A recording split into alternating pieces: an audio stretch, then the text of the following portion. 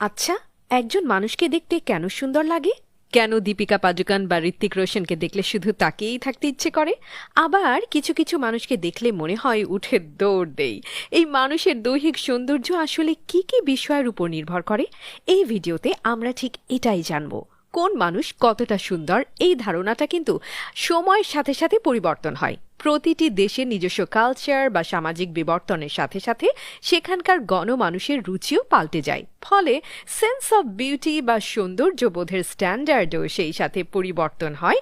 আর তারপর একটা সমসাময়িক পপ কালচার দাঁড়িয়ে গেলে সৃষ্টি হয় এক একজন বিউটি আইকন। যেমন 30 বা 40-এর দশকের অনেক মুভি স্টার যারা তাদের সময়ে অসংখ্য মানুষের হার্ট থ্রব ছিলেন, এখন তাদেরকে দেখলে খ্যাত মনে হয়। 50-এর দশকে পশ্চিমের সুন্দরী মানেই ছিল ব্লন্ড হেয়ার বা সোনালি চুল। আমাদের দেশে যেমন ফর্সা গায়ের রং মানেই দেখতে অপরূপা, আর কালো মানেই অসুন্দরী। উপস, আমেরিকা বা ইউরোপে ব্লন্ড নিয়ে এতটা মাতামাতির মূল কারণ ছিল সর্বকালের সেরা সেক্স সিম্বল ম্যারিলিন মনরো। তার নিজের ছিল সত্যিকারের সোনালি চুল, সেই সাথে দুর্ধর্ষ সেক্স অ্যাপিল। তখন তরুণীদের শরীরে একটু মেদনা থাকলে বলা হতো এত অপুষ্টির শিকার। 60 আর 70-এর দশকে আবার এটা পাল্টে যায়। তখন কিশোরীর চেহারার মেয়েদের ডিমান্ড বেড়ে যায়, আর ফিগার হতে হবে যাকে বলে একেবারে জিরো ফিগার। তখন যার কোমরের সাইজ যত কম সে তত সুন্দরী, আর একটু ওজন বেশি মানেই মেয়েটা মহা মোটা। 80-র দশকটা ছিল স্পোর্টি টাইপ নারীদের, যাদের ফিগারে যত কার্ভ তারা তখন সমাজের চোখে তত আকর্ষণীয়।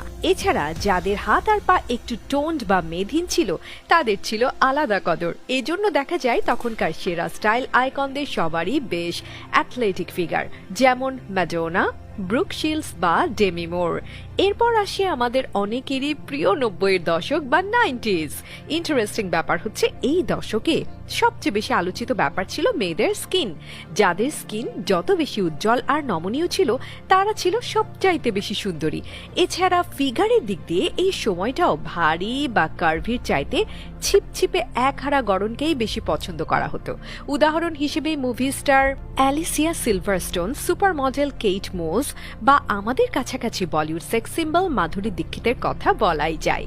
2000 দশক থেকে পারফেক্ট নারীর সংজ্ঞা হয়ে গিয়েছে অনেকটা কপি বুক ধরনের, মানে আদর্শ সুন্দরী নারীর দেহের মধ্যে আমরা সেই আদিকাল থেকে যা যা কোয়ালিটি খুঁজেছি তার যেন সবকিছুই এখন চাই। ভাইটাল স্ট্যাটিস্টিক্স যেমন 36, 24, 36 চাই, তেমনি দীর্ঘ চুল, ভালো হাইট, ঝকঝকে স্কিন, মায়াময় চোখ, মানে সোজা কথায় একের মধ্যেই সবকিছু। আর